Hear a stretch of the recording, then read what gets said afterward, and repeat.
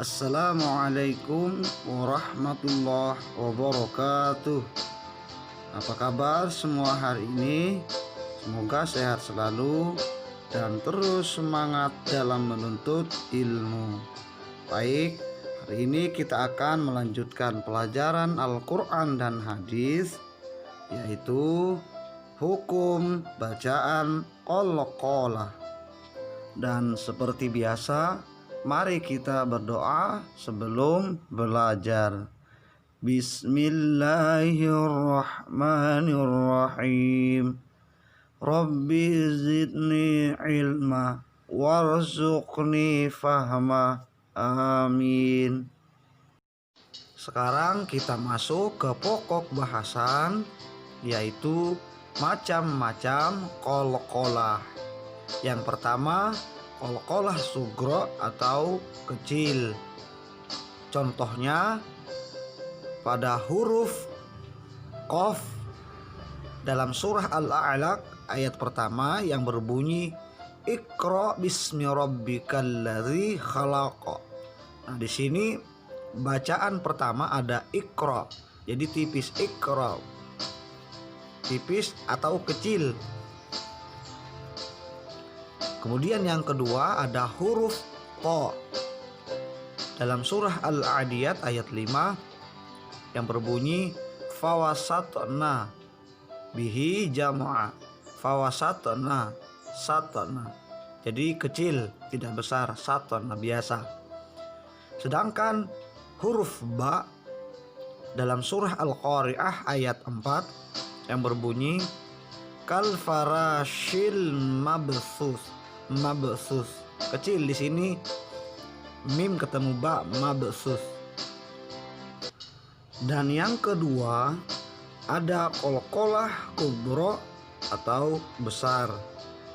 Contohnya pada huruf ta dalam surah Al-Buruj ayat 20 yang berbunyi wallahu min waraihim muhit. Nah, di akhir ayat tersebut terdapat bacaan muhit, huruf ta. Jadi dibaca besar atau tebal, muhit. Nah, itulah yang disebut dengan qalqalah kubra. Dia besar dan selalu di akhir ayat. Contoh yang kedua pada huruf jim dalam surah Al-Buruj ayat 1 yang berbunyi was-sama'i dzatil buruj.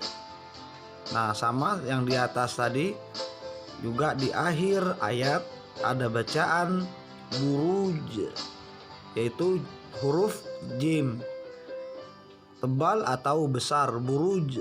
Nah, itulah yang disebut qalqalah kubra.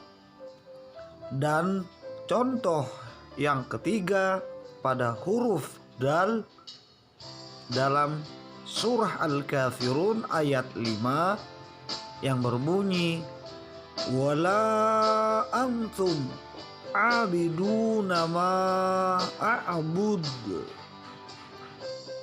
Di akhir ayat ada bacaan ma'abud. Di situ huruf dal dibaca besar, a'bud.